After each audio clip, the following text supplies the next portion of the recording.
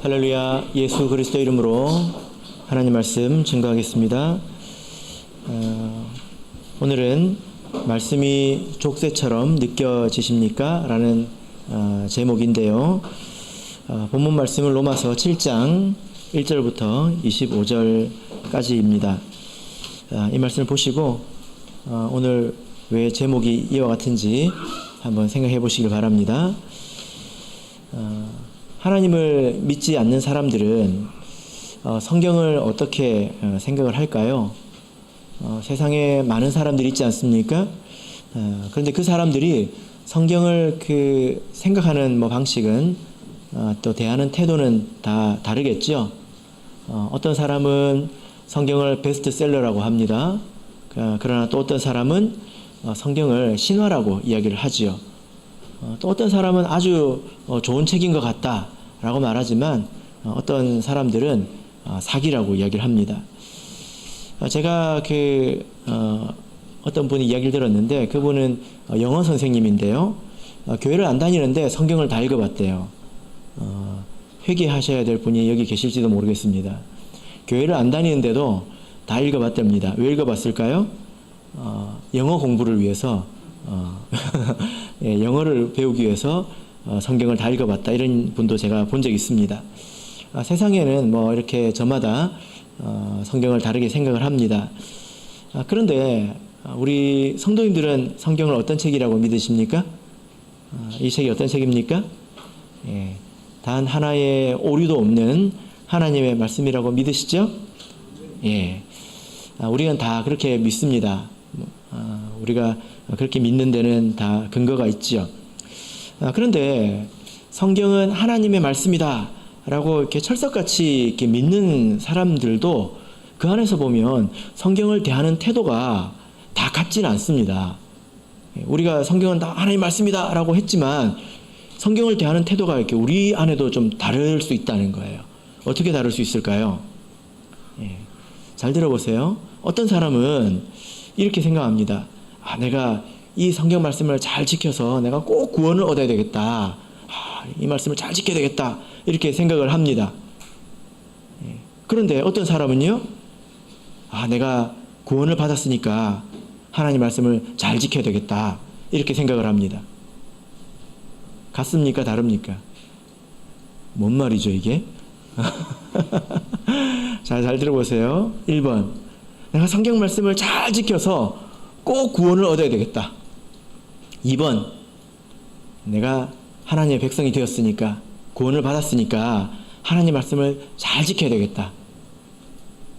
1번하고 2번하고 뭐가 다른지 모르시겠습니까? 한번 생각해 보시기 바랍니다. 여러분은 어느 쪽에 가까우십니까? 생각을 좀 해볼 만한 문제인 것 같습니다. 자, 그러면 우리 1절로 한번 가서 보겠습니다. 로마서 7장 1절 우리 같이 읽어보겠습니다. 시작. 형제들아, 내가 법 아는 자들에게 말하노니 너희는 율법이 사람의 살 동안만 그를 주관하는 줄 알지 못하느냐. 자, 지금 누구에게 말씀하고 있습니까? 내가 법 아는 자들에게 말하노니, 법 아는 자들에게 말하노니 잘 들어라, 이렇게 얘기를 하고 있는 것입니다. 이 법 아는 자들은 누구일까요? 이 법이라고 하는 것은 세상 법을 말하는 게 아니라 하나님의 법, 하나님의 말씀을 말하는 것입니다. 이 하나님의 말씀을 아는 사람에게 말하노니 누굴 말할까요? 좀 모호하죠? 그런데 하반절을 보면 너희는 율법이 사람의 살 동안만 그를 주관하는 줄 알지 못하느냐? 이렇게 묻고 있습니다. 그러니까 이 법 아는 자들은 누구냐면 율법이 여전히 자기를 주관한다고 생각하는 사람들이에요. 이 1절 말씀을 통해서 이렇게 볼 수가 있습니다. 율법이 여전히 자기를 주관하는 것으로 생각하는 사람들입니다. 이 사람들은 쉽게 말하면 율법주의자들입니다. 율법주의자들이 어떤 사람인지 기억하십니까? 율법을 준수해서 하나님 말씀을 열심히 지켜가지고 선행을 많이 행해서 자기의 공로가 쌓이지 않습니까?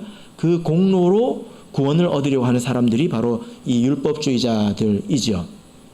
예. 율법이 사람이 살 동안만 그를 주관한다. 이렇게 말씀을 하고 있습니다. 이 말의 뜻이 무엇입니까? 율법이 사람이 살 동안에만 그를 주관한다. 이 율법은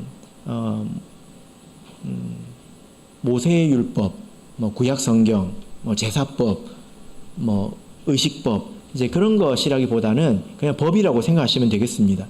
하나님 말씀이죠. 하나님의 백성이 마땅히 지켜야 될 도리, 그래서 하나님께서 주신 말씀들, 그것입니다.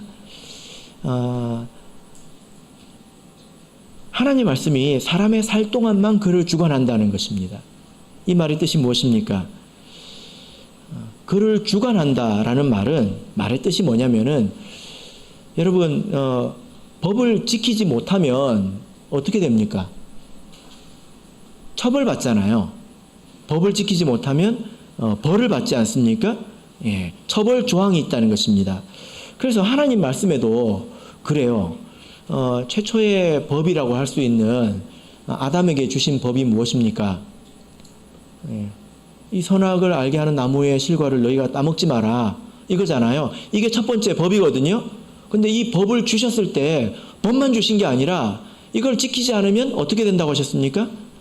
예, 정령 죽으리라. 먹는 날에는 정령 죽으리라. 그러니까 법이 있고 법을 지키지 않았을 때는 이렇게 된다 하고는 그런 처벌 조항이 있다는 거예요. 세상의 법도 다 이와 같지 않습니까? 이렇게 해야 된다. 이렇게 해야 된다라는 그런 조항이 있습니다. 그러면 그것을 어기면 어떻게 됩니까?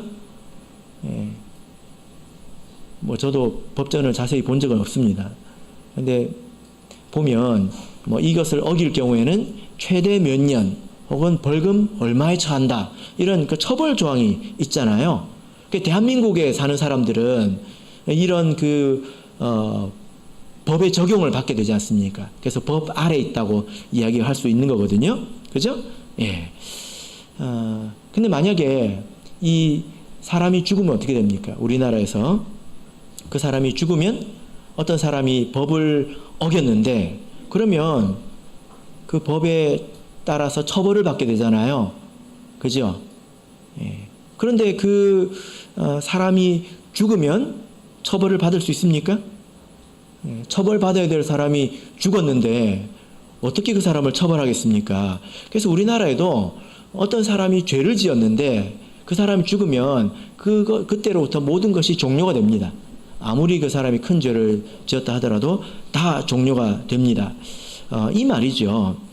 율법이 사람이 살 동안에만 그를 주관한다. 사람이 살아있어야 그 법에 따라 처벌을 받는다는 것입니다.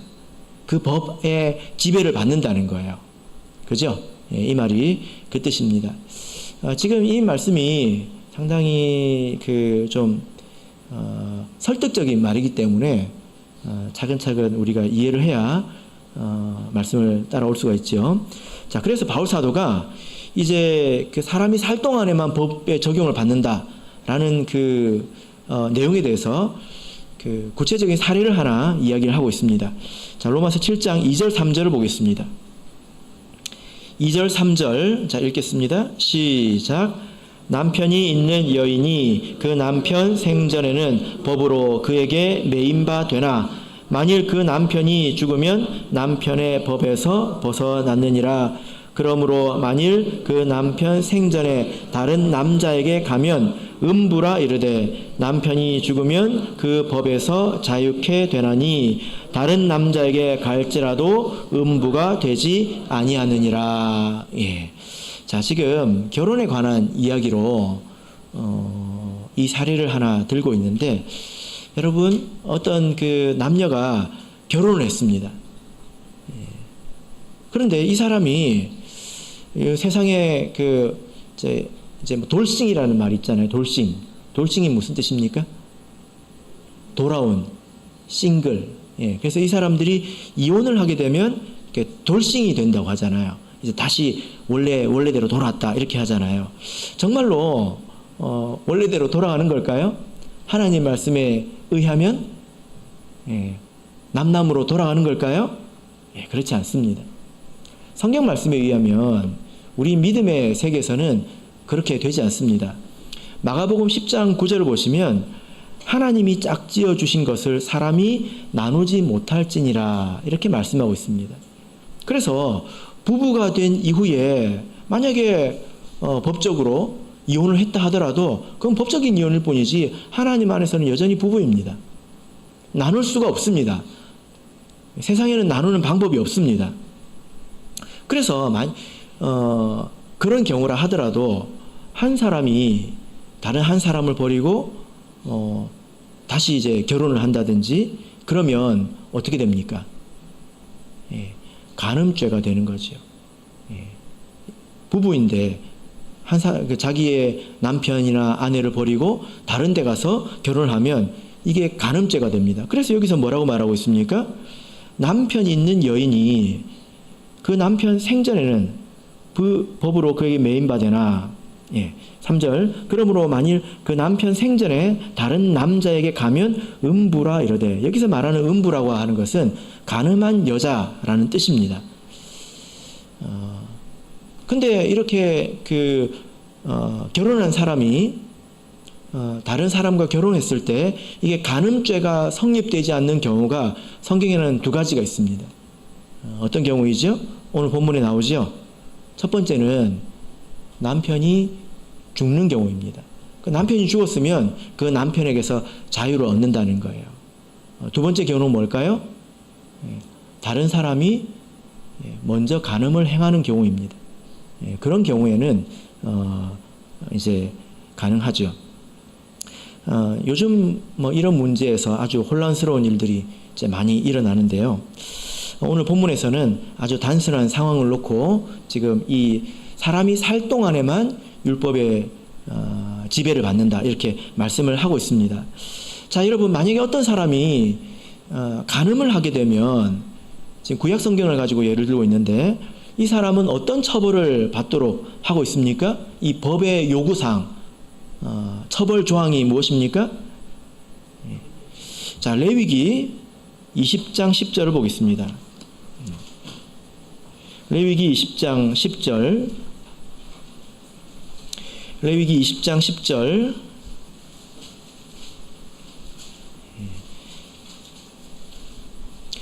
자, 우리 같이 읽어보겠습니다. 레위기 20장 10절 읽겠습니다. 시작.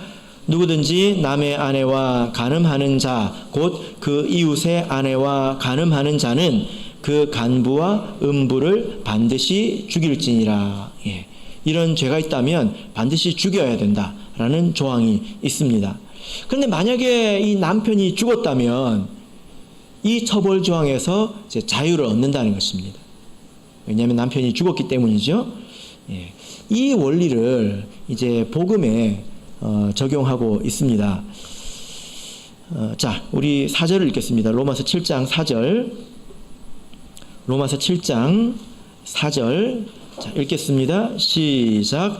그러므로 내 형제들아 너희도 그리스도의 몸으로 말미암아 율법에 대하여 죽임을 당하였으니 이는 다른 이 곧 죽은 자 가운데서 살아나신 이에게 가서 우리로 하나님을 위하여 열매를 맺히게 하려 함이니라. 자, 이제 사람이 살 동안에만 이 법 아래 있다. 이 원리를 복음에 적용하고 있는데, 자, 여기서는 누구를 부르고 있습니까? 아까는 법 아는 자들에게 내가 말한다 했잖아요. 자, 이제는 누구를 부르고 있습니까? 네, 형제들아 라고 부르고 있죠. 형제들을 부르고 있습니다. 그 형제들에게 뭐라고 말하고 있습니까? 너희도 그리스도의 몸으로 말미암아 율법에 대하여 죽임을 당했다. 이렇게 말하고 있습니다. 너희는 율법에 대하여 죽은 자들이다 라고 말하고 있습니다. 이 말의 의미가 무엇입니까?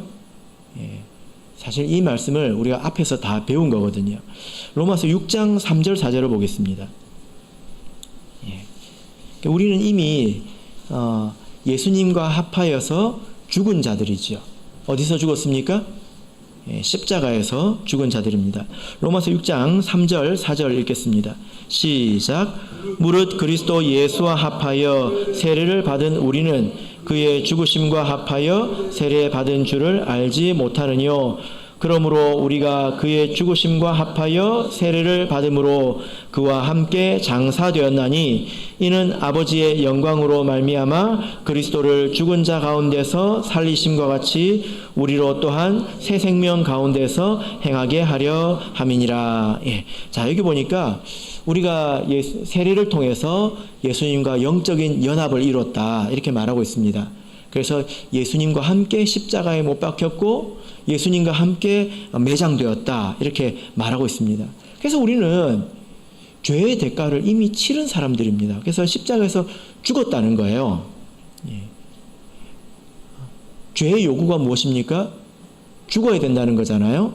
근데 그런 죄의 요구를 이미 우리가 치렀다는 것입니다. 언제 치렀습니까? 세례를 받을 때.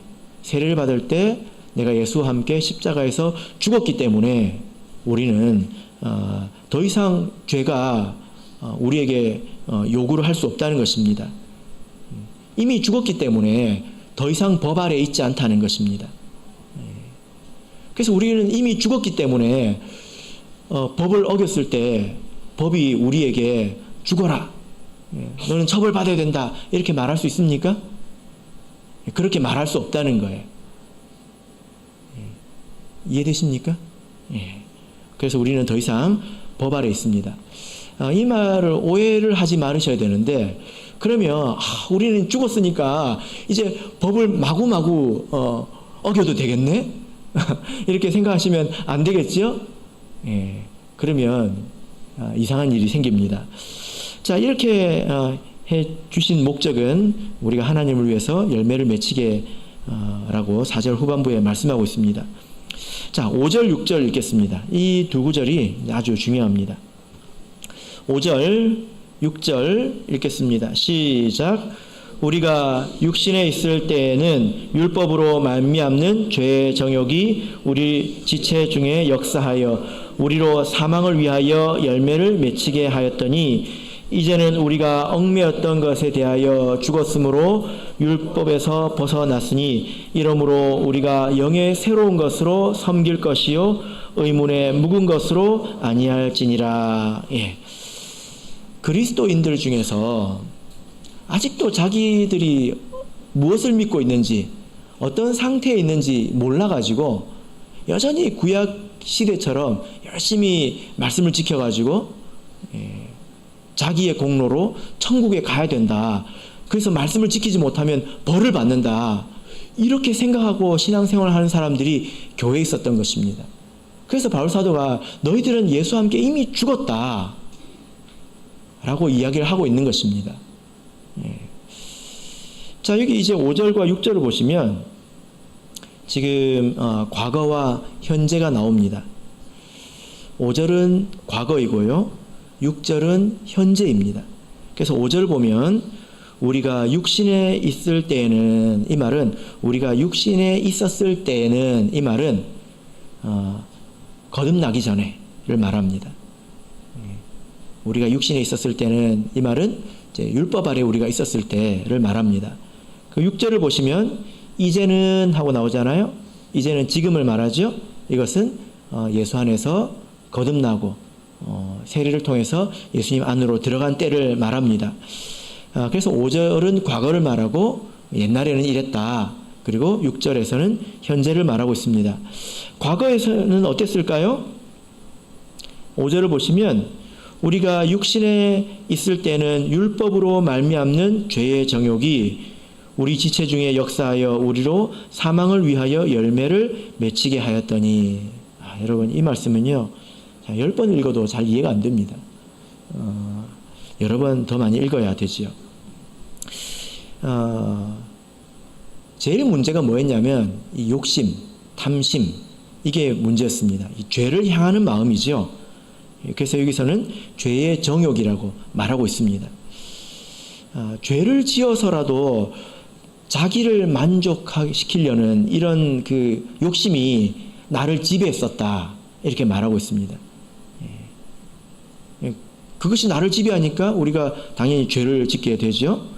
근데 여기서 보면 이 죄의 정욕이 율법으로 말미암았다 이렇게 말을 하고 있는데 자칫 이제 오해할 수 있는 것은 죄의 정욕이 하나님의 말씀 때문에, 율법 때문에 죄의 정욕이 생겨났다, 이렇게 생각할 수 있지만 그런 뜻이 아니라 말씀을 통해서 죄가 죄라는 사실이 드러났고 또 정욕이라는 것이 드러났다는 그런 의미입니다.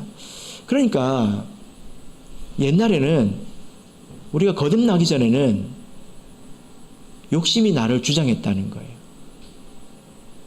욕심이 나를 이렇게 지배했다는 것입니다. 그러면 지금은 어떨까요? 지금은 우리에게 죄의 정욕이 없어졌을까요?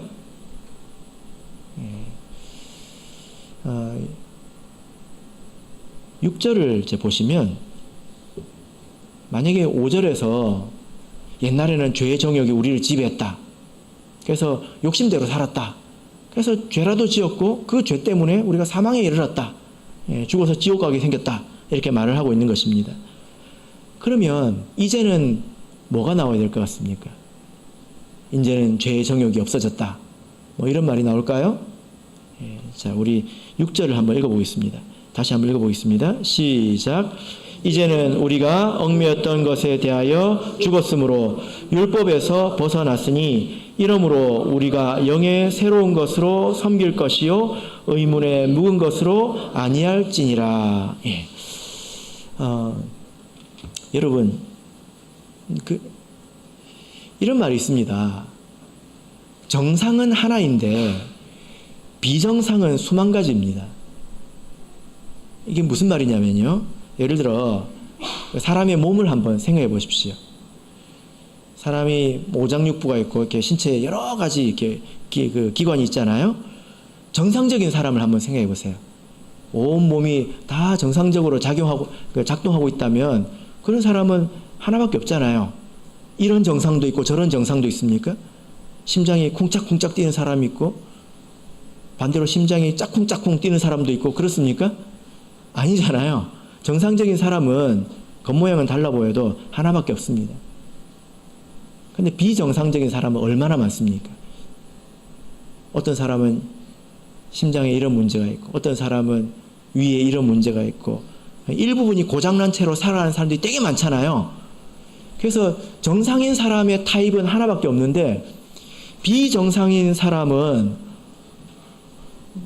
세상에 따져보면 몇 종류나 될까요? 비정상인 사람은 아마 사람 수만큼 많이 있지 않을까 싶은데요. 그죠? 신앙도 그렇습니다. 신앙도.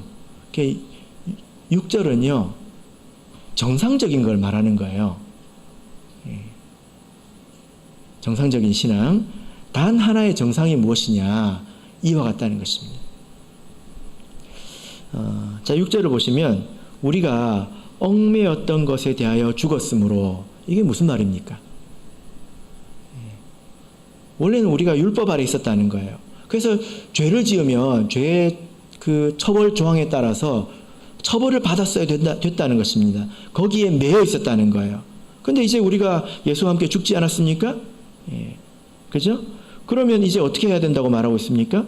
그래서 우리가 율법에서 벗어났다. 여러분, 율법에서 벗어났다, 이 말은 이제 율법 안 지켜도 된다, 그런 게 아니에요. 그 말이 아니라 율법의 그 처벌 조항에 적용되지 않는다는 것입니다. 그러므로 어떻게 해야 된다고 말하고 있습니까? 이게 핵심이죠. 거듭난 사람의 정상적인 모습은 이것입니다. 무엇입니까? 이러므로 우리가 영의 새로운 것으로 섬길 것이요 의문의 묵은 것으로 아니할지니라. 이게 핵심이죠. 영의 새로운 것으로 섬기고 의문의 묵은 것으로 섬기지 않는다. 여기서 죄의 정욕이 없다고 말하고 있지 않습니다. 이 말을 우리가 알아듣기가 힘듭니다. 영의 새로운 것으로 섬긴다는 게 무슨 말인지, 또 의문의 묵은 것으로, 이게 도대체 묵은지도 아니고 이 의문의 묵은 것은 도대체 뭐죠 이게? 여기서는 좀 연구가 필요한데요. 이 말은 뭐냐면은 말씀을 대하는 태도가 달라졌다는 거예요. 여기 보면 영하고 의문이라는 것은 질문을 말하는 게 아니고요. 새겨진 것 이런 뜻입니다. 새겨진 것. 예. 영 그리고 새겨진 것. 새겨진 것 하면 뭐가 생각나십니까? 예. 신의 산에서 하나님이 돌판에다가 딱 새겨주셨잖아요. 이게 두 가지가 대비가 되고요. 새로운 것 그리고 묵은 것은 무엇입니까? 오래된 것. 예. 이것이 또 대비가 됩니다. 이것은 하나님의 말씀을 대하는 그 두 가지의 태도를 이야기하는 것인데 이 부분을 이해를 하려면 사실 우리가 고린도후서 3장이나 또 로마서 2장이나 이런 부분을 우리가 또 살펴봐야 되는데 그러면 시간이 굉장히 많이 갑니다. 자, 그래서 이것을 그 적당히 살려서 이렇게 번역한 이렇게 성경이 있습니다. 이렇게 세번역 성경인데 세번역 성경으로 이 말씀을 제가 읽어드릴게요. 그러나 지금은 우리를 올가맸던 것에 대하여 죽어서 율법에서 풀려났습니다. 그래서 우리는 문자에 얽매인 낡은 정신으로 하나님을 섬기지 않고 성령이 주시는 새 정신으로 하나님을 섬깁니다. 이렇게 되어 있는데요. 여기도 설명이 좀 필요하죠? 문자에 얽매인 낡은 정신이 무엇입니까? 설명해 드리면 금방 이해하실 수 있어요. 율법주의자들이 하나님의 말씀을 대하는 태도를 말합니다. 율법주의자들이 아까 어떤 사람이라고 했죠? 예, 말씀을 열심히 지켜가지고 자기 공로로 천국 가려고 하는 사람들이라고 했죠. 이거 안 지키면 벌 받아. 이거 안 지키면 죽을 수 있어. 이런 사람들을 말합니다. 그래서 열심히 지킵니다. 이거 안 지키면 큰일 나. 안 지키면 어기면 큰일 나. 해가지고 열심히 지킵니다. 근데 속마음은 어떨까요? 속마음은 어떨까요? 이게 마음이 어떠냐면요. 꼭 저기 시장 가가지고 물건값 깎아가지고 물건 사려고 하는 사람처럼 하나님 말씀을 대합니다.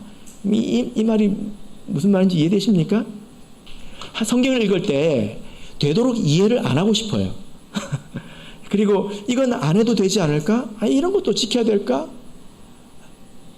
이런 식으로 말씀을 대한다는 것입니다. 왜냐하면 지켜야 되는 것이 많아질수록 번거롭잖아요. 조금 분들이 이해하기 쉽도록 제가 말씀드려보자면 사실 우리가 이미 이렇게 살고 있는 부분이 있습니다. 어떤 부분이냐면요. 우리가 다 이제 대한민국 사람들이지 않습니까? 우리가 대한민국 법을 아마 이런 태도로 지킬 겁니다. 대한민국 법을. 여러분 법 잘 지키십니까?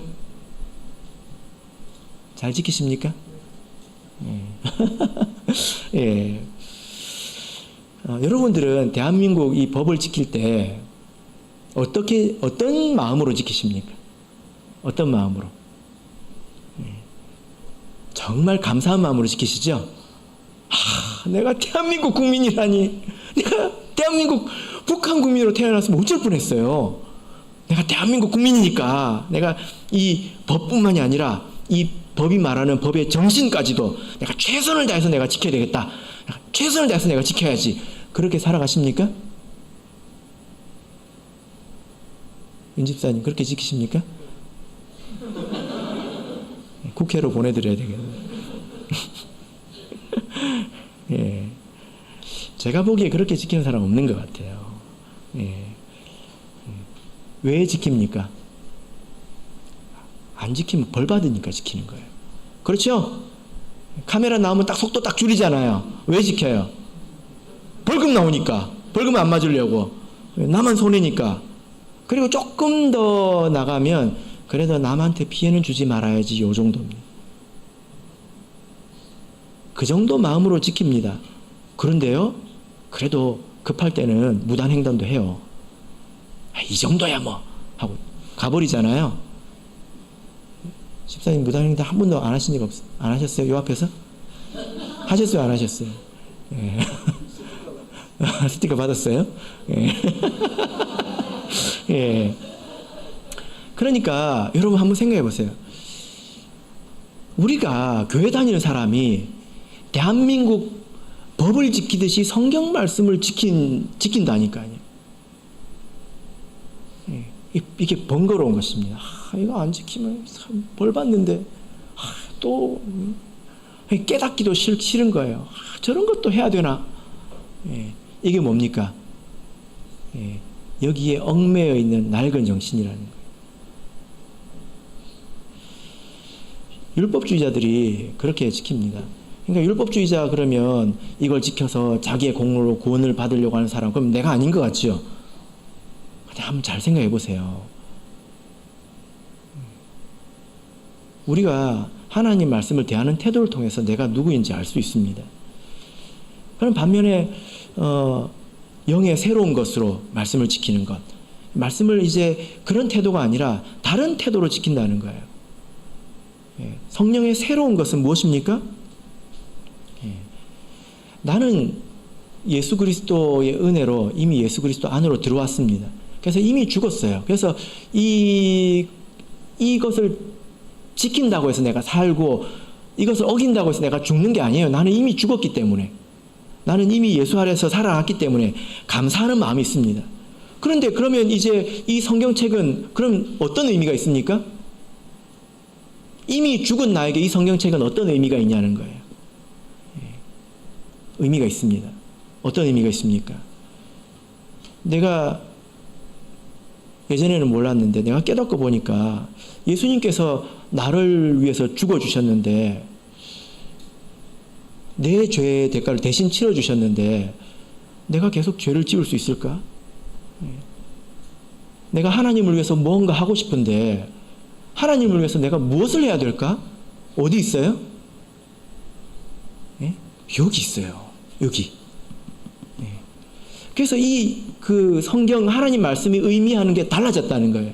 옛날에는 이걸 가지고 산다, 죽는다 이렇게 계속 판단을 했다면, 이제는 이것이 예수 안에서 죽고 나니까 하나님의 말씀이 나침반이 됐다는 것입니다. 어디가 죄인지, 하나님께서 미워하시는 것이 있는지, 무엇이 하나님께서 기뻐하시는 것인지 알려주는 것이 됐다는 거예요. 자, 우리 베드로전서 3장 21절을 보겠습니다. 베드로전서 3장 21절입니다.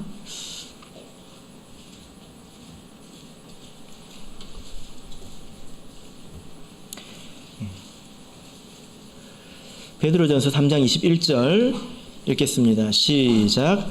물은 예수 그리스도의 부활하심으로 말미암아 이제 너희를 구원하는 편이 곧 세례라. 육체의 더러운 것을 제하여 버림이 아니요 오직 선한 양심이 하나님을 향하여 찾아가는 것이니라. 우리가 세례를 통해서 죄사함을 받으면요, 그 이후에는 선한 양심이 하나님을 향하여 찾아가는 것이 있어야 합니다. 이게 정상이라는 것입니다. 내가 예수님의 은혜로 내가 하나님의 백성이 되었습니다. 이것만큼 큰 은혜가 어디 있습니까?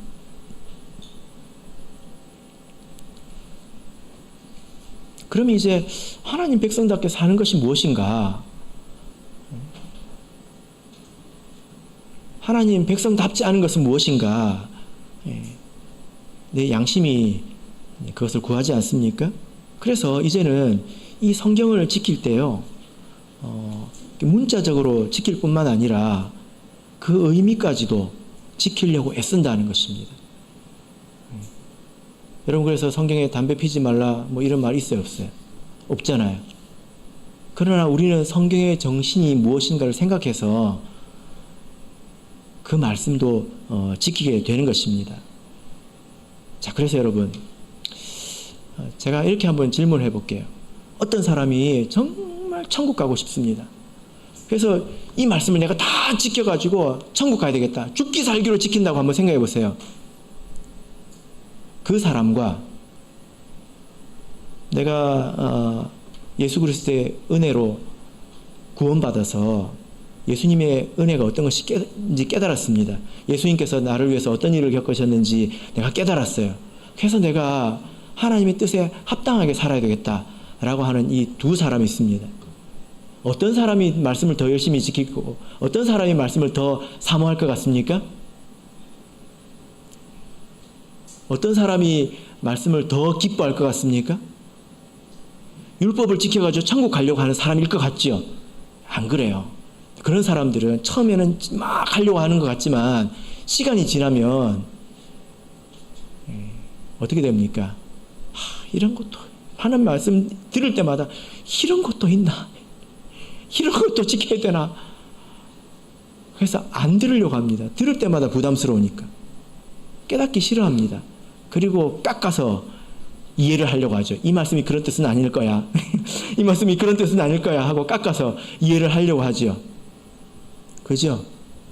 근데 은혜를 받아서 하나님의 자녀가 된 것을 아는 사람들은요, 내가 정말 자격이 없는 사람이 하나님의 백성이 되었다고 깨닫는 사람은 갈수록 말씀을 사모합니다. 그리고 말씀의 뜻을 더해서 이해합니다. 이 말씀은 더 이런 뜻일 거야. 더 이런 뜻일 거야. 이렇게 더해서 이해를 합니다. 그래서 시편 119편을 보시면요, 우리 한번 보겠습니다. 시편 119편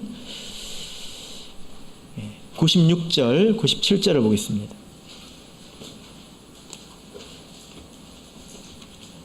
시편 119편 96절, 97절. 자, 읽겠습니다. 시작. 내가 보니 모든 완전한 것이 다 끝이 있어도 주의 계명은 심히 넓으니이다.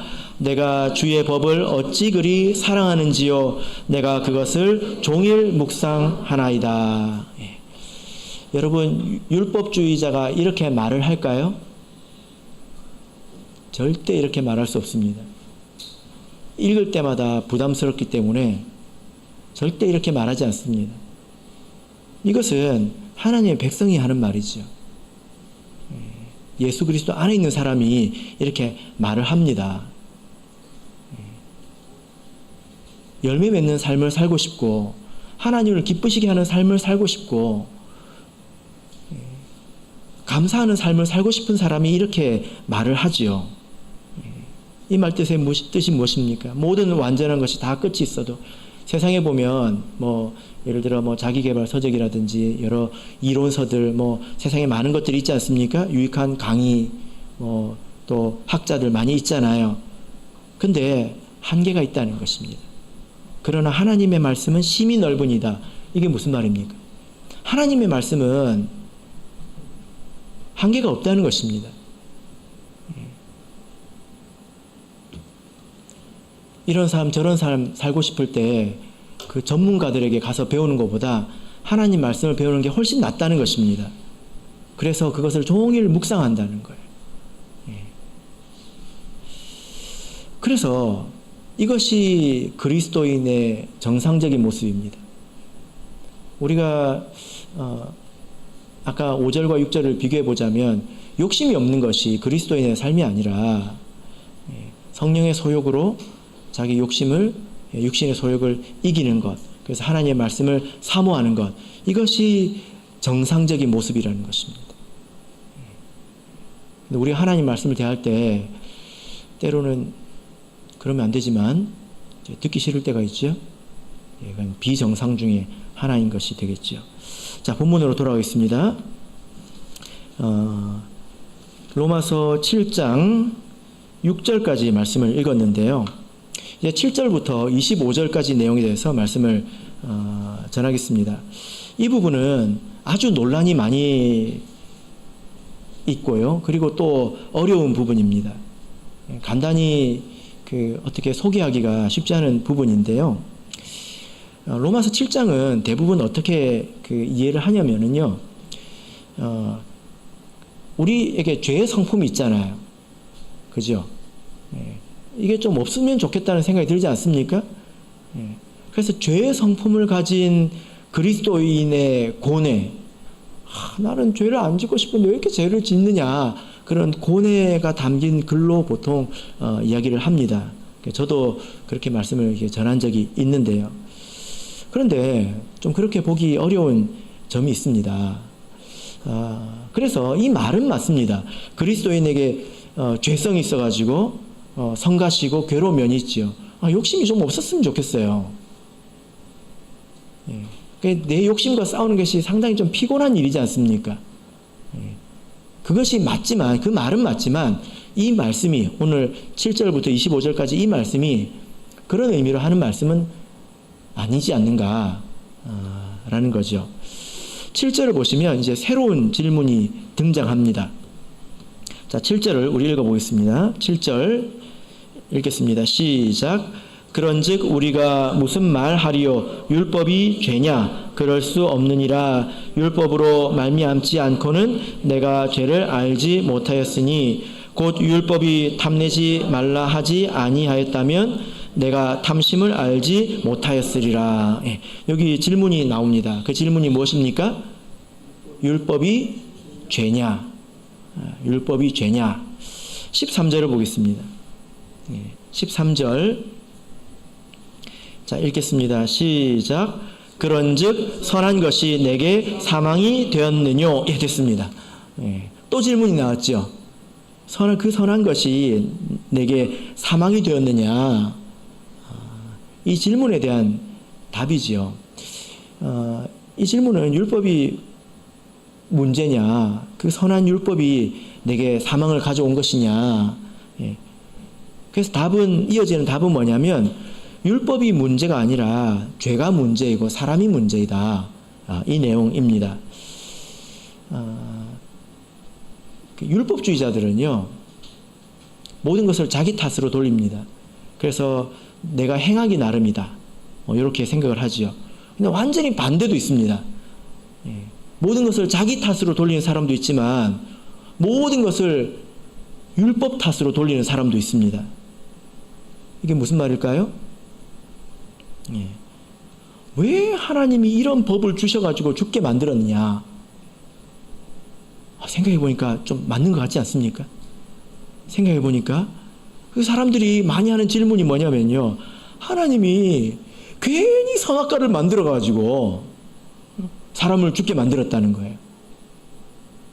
그러니까 하나님이 그거 안 만드셨으면, 그 명령을 안 주셨으면 사람이 죽을 일이 없지 않습니까? 생각해보니까 율법이 문제죠. 그 법, 계명, 그 법이 문제인 것 아닙니까? 이런 의문에 대한 답입니다. 하나님이 그렇게 법을 주신 것, 그렇게 계명을 주신 것, 그게 문제일까요? 아마도 이것도 어떤 면에서는 율법주의자에게 하신 말씀이라고 볼 수 있는데요. 왜냐하면은 사람이 율법을 지키다가 천국 가려고 열심히 율법을 지키다가 이렇게 푸념을 할 수도 있잖아요. 이런 걸 주셔가지고 우리를 괴롭힌다고 푸념할 수 있지 않겠습니까? 예. 그래서 모든 것을 율법 탓으로 돌리는 사람들에 대한 이제 대답입니다. 그리고 7절부터 25절까지 이제 빼놓을 수 없는 것이 뭐냐면은 여기 나가 등장합니다. 나. 그래서 7절 보시면 율법으로 말미암지 않고는 내가 내 죄를 알지 못했으니, 이렇게 나라는 이제 대명사가 등장하죠. 이렇게 이 본문에서 어려운 게 뭐냐면은 여기서 말하는 이 나가 누구냐, 이게 좀 어렵습니다. 뭐 바울 사도가 적었으니까 바울이겠지. 그렇죠. 바울이니까 나겠죠. 근데 바울이라고 보기에 좀 어려운 면이 좀 있습니다. 왜냐하면은 이제 대표적인 것이, 그리고 또 결정적인 것이 9절인데요. 9절 보시면 9절을 우리 한번 읽어보겠습니다. 시작. 전에 법을 깨닫지 못할 때에는, 예, 됐습니다. 자, 여기 보면 바울 사도가 전에 법을 깨닫지 못할 때는 이렇게 말을 하고 있는데요. 이게 사실 바울 사도가 깨닫는다는 표현이 아니고 원문을 보면 율법이 없었을 때를 말합니다. 내가 율법이 없었을 때는 이렇게 말하고 있습니다. 그런데요, 바울 사도는 율법이 없었을 때가 없었어요. 왜냐하면 바울 사도는 유대인이지 않습니까? 예수님도 성경을 보면 율법 아래서 났다, 태어나기를 율법 아래서 태어났다고 말하고 있습니다. 바울 사도도 율법 아래서 태어났기 때문에 그렇게 말할 수가 없습니다. 내가 율법이 없었을 때는 이렇게 말할 때가 없어요. 근데 이렇게 말할 수 있는 사람이 단 한 사람이 있다면 누구일까요? 아담입니다. 아담. 내가 법이 없었을 때 라고 말할 수 있는 사람은 이제 아담 한 사람밖에 없지요. 그래서 내용으로 보자면 이 나는 아담인데요. 또 나라는 것은 또 바울이지 않습니까? 그러니까 여기서 의견이 많이 나옵니다. 그러나 이제 저는 이 나는 바울인데 아담 안에 있는 바울이다 라고 저는 이제 봅니다. 더 이상 말하면 어려우니까 넘어가겠습니다. 자, 8절을 보겠습니다. 자, 8절 읽어보겠습니다. 시작. 그러나 죄가 기회를 타서 계명으로 말미암아 내 속에서 각양 탐심을 이뤘나니 이는 법이 없으면 죄가 죽은 것임이라. 자, 여러분 여기 보면요, 죄가 기회를 탔다 이렇게 말하고 있습니다. 죄가 기회를 탔다. 죄가 꼭 뭐 살아있는 것처럼 기회를 엿보고 있다가 딱 기회를 탔다 이렇게 말하고 있는 것 같죠. 여기서 말하는 이 죄라고 하는 것은 어떤 행위로서의 죄를 말하는 것은 아닙니다. 어떤 존재를 말하는 것인데, 여러분 이 내용을요, 죄는 사단으로 생각하고 나는 아담으로 생각하고 읽으면 이해가 아주 잘 됩니다.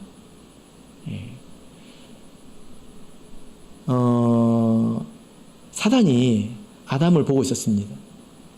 어떻게 저것을 잡아먹을까? 근데 너무나 땡큐 하게도 하나님이 아담에게 계명을 주는 것을 들었습니다. 이것을 먹으면 정령 죽으리라. 이게 사단의 귀에 어떻게 들렸을까요? 절호의 찬스죠. 그죠? 그것 빼고는 죽일 방법이 없습니다. 그러니까 계명으로 기회를 탔다는 말이 그 말입니다. 그래서 이 죄가 탐심을 이루었다. 내 속에서 계명으로 말미암아 탐심을 이루었다. 이렇게 말씀을 하고 있습니다. 요지는 뭐냐면요. 이 단락의 요지는 어떤 자들은 모든 것을 율법 탓으로 돌립니다. 하나님이 계명을 주신 것이 잘못이다. 애초에 왜 그렇게 선악과를 만들었느냐. 근데 여러분, 계명은요, 한번 생각해 보세요. 계명이 있기 전에도 죄는 죄입니다. 하나님께서 살인하지 말라 하시기 전에 살인이 죄가 아니었을까요? 하나님께서 선악과를 주시기 전에 하나님과 같이 되려고 하는 것, 그건 이미 죄라는 것입니다. 그래서 무엇이 죄인지 이것을 드러내려고 하나님께서 하신 것일 뿐이라는 거죠. 그래서 율법 자체가 문제는 아니라는 것입니다. 그래서 계명이 와서 죄가 사람 속에서 탐심을 이루는 것을 이제 드러내었다는 것입니다. 제가 말하면서도 어렵네요. 여러 번 읽어보셔야 될 것 같습니다. 자, 그래서 13절 보면 선한 것이 내게 사망이 되었느냐. 선한 것은 율법을 말하거든요. 하나님께서 이렇게 선한 계명을 주신 것이 나에게 사망이 되었느냐. 그것 때문에 내가 죽었느냐. 14절부터 17절을 우리 한번 읽어보겠습니다. 계명이 문제가 아니라 사람이 문제라고 말하고 있죠. 14절에서 17절 읽겠습니다. 시작. 우리가 율법은 신령한 줄 알거니와 나는 육신에 속하여 죄 아래에 팔렸도다. 나의 행하는 것을 내가 알지 못하노니 곧 원하는 이것은 행하지 아니하고 도리어 미워하는 그것을 함이라. 만일 내가 원치 아니하는 그것을 하면 내가 이로 율법의 선한 것을 시인하노니 이제는 이것을 행하는 자가 내가 아니요 내 속에 거하는 죄니라. 내가 문제라는 것입니다. 그래서 지금 17절을 보면 내 속에 거하는 죄니라, 이것은 죄가 지배하는 상황을 말합니다. 죄성이 있는 걸 말하는 것이 아닙니다. 그래서 우리 그리스도인은 사실 이와 같지 않죠. 그죠? 우리가 죄 아래 팔렸도다. 죄가 나를 지배한다. 우리가 이렇게 말할 수 있습니까?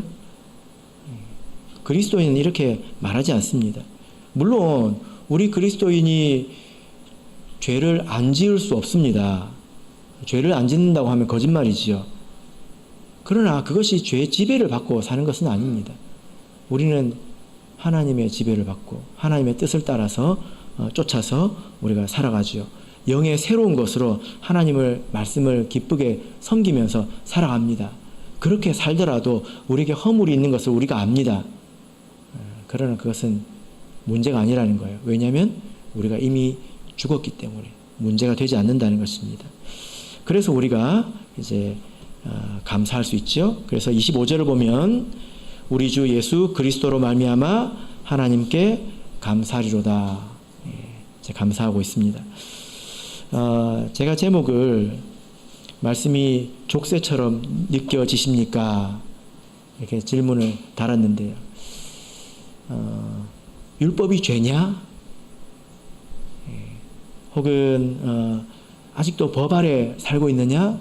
이제 그런 의미이죠. 우리는 이렇지 않습니다. 하나님 말씀이 나의 행복을 막고 천국 가는 것을 어렵게 만드는 그런 족쇄가 아니라는 거죠. 여러분은 이 말씀이 어떻게 들리십니까? 시편 119편을 오늘 집에 가서 다시 한번 읽어보시길 바랍니다. 그 사람이 말씀을 얼마나 사모하고 말씀을 얼마나 의지했는지 그걸 지켜가지고 천국 가려고 하는 사람이 아니라 그것이 인생의 정답이고 그리고 해답인 것으로 믿고 간절히 그것을 붙든 것을 우리가 볼 수 있습니다. 이것이 그리스도인의 정상적인 모습이라는 것입니다. 바라옵기는 저와 여러분이 이렇게 말씀을 사모하시기를 예수 그리스도 이름으로 축복합니다. 자, 우리 다 같이 찬송하겠습니다. 찬송가 399장 찬송하겠습니다.